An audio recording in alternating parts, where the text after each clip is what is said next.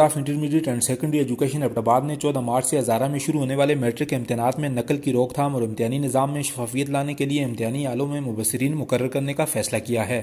مبصرین کے فرائض ہزارہ یونیورسٹی کے ایم فل اور ایم ایس کے آخری سال کے طلبہ و طلبات سر انجام دیں گے۔ یہ مبصرین رضاکار مبصر کے طور پر 5 اہم مضامین میں بطور مبصر امتحانی ہالوں کا دورہ کر کے امتحانی سرگرمیوں کے بارے میں اپنی رپورٹ سیکرٹری بورڈ کو پیش کریں گے۔ ایبٹ آباد بورڈ نے امتحانی ہالوں کا جائزہ لینے والے مبصرین کے لیے باقاعدہ ایک شناختی کارڈ جاری کیا ہے جو ہر مبصر دوران ڈیوٹی اپنے ساتھ رکھے گا۔ اس سلسلے میں ایبٹ آباد بورڈ اور ہزارہ یونیورسٹی کے ڈائریکٹوریٹ آف اسٹوڈنٹ افیئر میں باقاعدہ معاہدہ طے پا گیا ہے۔ اس موقع پر بورڈ کے research and development officer professor Muhammad Arshad نے امتحانات میں بطور مبصرین شریک ہونے والے طلبہ و طلبات سے گفتگو کرتے ہوئے کہا کہ امتحانی نظام میں پائی جانے والی خامیوں پر قابو پانے کے لیے بورڈ کی باقاعدہ ریسرچ کے نتیجے میں سامنے آنے والی سفارشات کی روشنی میں ان نوجوانوں کو امتحانی ہالوں میں بطور رضاکار مبصر مقرر کرنے کا فیصلہ کیا ہے تاکہ اس نظام میں بہتری لائی جا سکے۔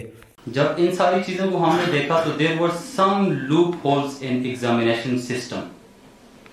ان لوپس ہول کو کور کرنے کے لیے ہم نے ریسرچ بیس انالیسس کر کے کچھ recommendations the.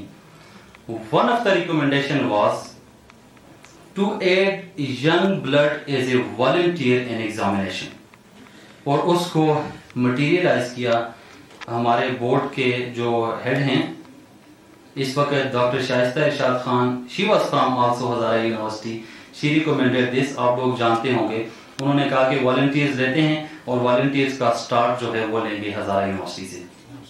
So on her recommendation we are here to have a session with you. ٹھیک، تھینک یو۔